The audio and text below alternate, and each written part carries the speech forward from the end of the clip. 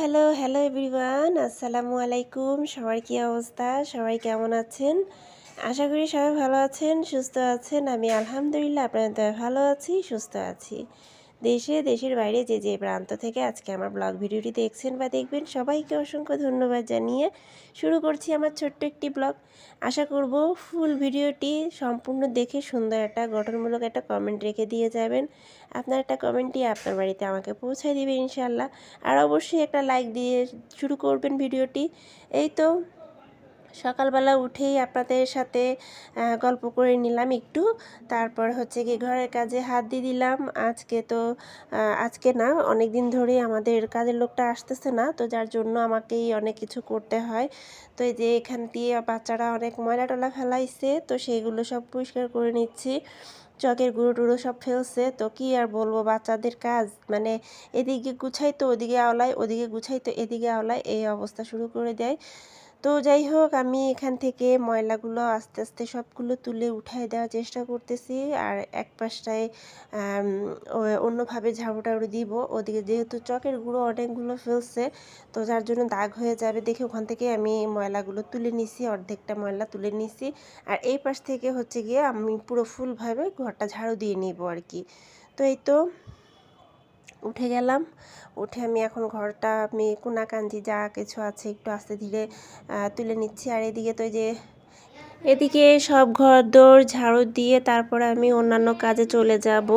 তো বাচ্চাদেরকে নাস্তা করিয়ে দিয়েছি, নিজেও একটু নাস্তা করেছি। এখন ওয়েদার যেহেতু মানে খারাপের দিকে যাচ্ছে, একবার বৃষ্টি একবার রোদ এরকম হচ্ছে, তো কাপড়গুলো রোদে দেওয়ার মতন মানে অবস্থান হয় না। এই রোদ এই বৃষ্টির কারণে এখনই কাপড় দিয়ে আবার তুলে নেওয়া লাগে, আবার কাপড় দিয়ে আবার তুলে নেওয়া লাগে, এই অবস্থা করতে হয় আর কি।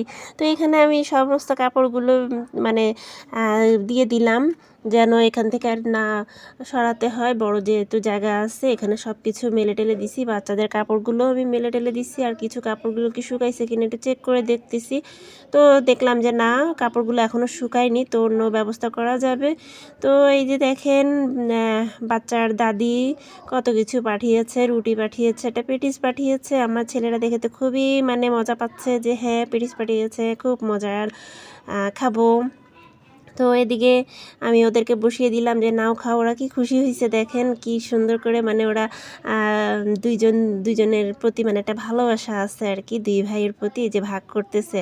আমাকে দিবে, তারপর হচ্ছে কি ছোটো ভাইকে দিবে, তারপর নিজে খাবে। আমার বড় ছেলে আবার হাত আছে সবাইকে খাওয়ানোর, সবাইকে দেওয়ার একটা হাত আছে, ছোটোটারও এরকম মাশাল্লাহ। তো দুজনের মধ্যে এই মিলমিশ, এই মারামারি, মানে এই অবস্থা আর কি, একভাবে দিন পার হয় আর কি এভাবেই। এই যে দেখেন ভালোবাসা, ভাইয়ের প্রতি ভালোবাসা খাচ্ছে। তো পেটিস খুব পছন্দ করে ছোটোটা, বড়রা পছন্দ করে। তো ওদের খাওয়া দেখে তো আমি একটু হাত পাতলাম, যে দেখি এই যে আমার জন্য কিন্তু বড় একটা পিস রাখছে। আর এই যে 2 টুকরো করে অর্ধেকটা আমাকে দিছে, আর অর্ধেকটা থেকে দুইজনে 2টো ভাগ করে নিছে কিন্তু। তো এইরকম ভালোবাসা দেখলে পরে মাশাল্লাহ, আল্লাহ যেন এরকম ভালোবাসা সারা জীবন রাখে, এটাই দোয়া করি। আল্লাহ যেন তাদেরকে অনেক বড় করে, আল্লাহ যেন তাদের রাস্তায় মানে আল্লাহর রাস্তায় আল্লাহ যেন তাদের দুজনকে কবুল করে নেয়। আপনারা সবাই আমার 2 ছেলের জন্য অবশ্যই দোয়া করবেন। তো এই 1 কাপ চা না হলেই তো নয়, যারা যারা আছেন তারা অবশ্যই এই 1 কাপ চায়ের জন্য কিন্তু সবসময় ওয়েট করেন, যারা চা লাভার। তো আমি প্রচুর পরিমাণে চা খাই। তো কি বলবো, যদি খেতে ইচ্ছে হয় তো আমার বাড়িতে চলে আসবেন, আর কিছু হোক বা না হোক অন্তত এরকম একটা কড়া লেভেলের সুন্দর 1 কাপ চা খাইয়ে দিব। তো এই তো আজকে অনেক বেশি চা বানানো হয়ে গেছে, একদম ঘন দুধের চা। 1 কাপ মগ ভরে চা নিয়েছি, মাথাটাও ব্যথা করতেছিল, তো ভাবলাম যে একটু চা নিয়ে বসি, চা খেতে বসি, চা খেয়ে তারপর অন্যান্য কাজে যাব। তো যেহেতু আমি রাতের বেলা অনেক কাজ গুছিয়ে রেখে দিই, তো এই যে এখানে আমি ঝিঙ্গা ভাজি করব। আর এখানে যে ড্রাগন ফল 2টো নিয়ে আসা হয়েছিল, এখন এগুলোকে কেটে বাচ্চাকে দিব, দেখি বাচ্চারা খায়, যদি একটু খাবে, বাকিটা আমি খাবো, বাচ্চার বাবা খাবে, এরকম আর কি। তো ড্রাগন ফলটা বাচ্চা নিয়ে, ছোটো ছেলেটা নিয়ে একটু খেলাধুলা করতেছে, আম্মু এটা কেটে দাও, কেটে দাও, আমি খাবো, আমি খেতে চাই, এটা কি, এটা বের করো। এর আগেও খাইছি ড্রাগন ফল, তারপরও মানে এটা দেখে খুব খুশি হয়ে গেছে আর কি। তো কেটে দিলাম, কেটে দেওয়ার পরে যে নিজের হাতে করে নিয়ে খাচ্ছে, আর লাল লাল তো আকর্ষণ হয় আর কি, মানে এগুলো দেখলে। তো বারবার ঠোঁট আগলায়ে সামনে দিচ্ছে যে আমাকে লিপস্টিকের মতন আমার ঠোঁটে লাগায় দাও করতেছে বারবার। তো আমি একটুখানি নিলাম, নিয়ে ওর মুখে ঠোঁটে লাগাই দিচ্ছিলাম। আমি নিজেও খাচ্ছিলাম। ড্রাগন ফলটা খুবই পাকা ছিল, মিষ্টি ছিল, খুবই মজার ছিল। এই যে মুখে দিচ্ছে আরও খুশি লাগতেছে আর কি ওর নিজের কাছে। এই যে দেখেন কীরকম করতেছে। তো খাচ্ছে, একটু পরেই আবার খাওয়া বন্ধ করে দিয়েছে। 2-1টা খায়, মানে আগ্রহ দেখায়, খাওয়ার প্রচুর একটা আগ্রহ দেখায়। তারপরে 2-1টা খাওয়ার পরে ওর রুচি উঠে যায়। তো এরকম আর কি খাওয়া দাওয়া শেষ করে তারপরে যে ঝিঙা ভাজি করতে চলে আসছি। এই ঝিঙা ভাজিটা আপনাদেরকে আজকে দেখাবো আমি কীভাবে ঝিঙাটা ভাজি করি। তো এটার উপরের অংশটা আমি কাটার দিয়ে খুব শক্ত একটা যে দাগ ইটা থাকে সেটা আমি টেনে তুলে ফেলছি, আর একদম ভিতরের অংশটা নিচ্ছি আমি। তো এখানে আমি একটু জিরা বাটা, একটু রসুন বাটা, পেঁয়াজ কুচি, কাঁচামরিচ, তেল, লবণ, হলুদ দিয়ে তারপর এটাকে কিন্তু বসাই দিছি। তো শেষে কিন্তু খুব সুন্দর একটা জিনিস, মানে একটা কাজ আছে যেটা আপনাদেরকে দেখাতে চাচ্ছি।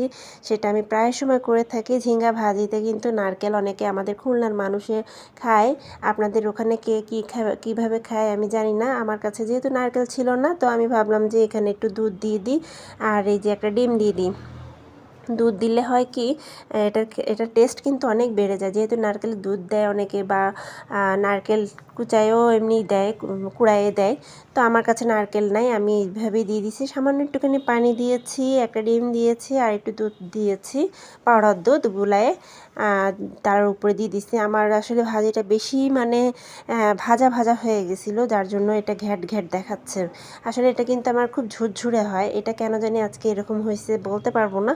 তো যাই হোক, এই একটা ডিম দিয়ে আমি সুন্দর করে কিন্তু কড়াই থেকে ছাড়া ছাড়া ভাব করে তুলে নেব, আর খুব ভালো করে একদম মিক্স মানে ভাজা ভাজা হবে আর কি। তো এরপরে আমি ঢ্যাঁড়সের তরকারিটা বসিয়ে দিয়েছি, আলু দিয়ে ঢ্যাঁড়সের তরকারিটা বসিয়ে দিয়েছি।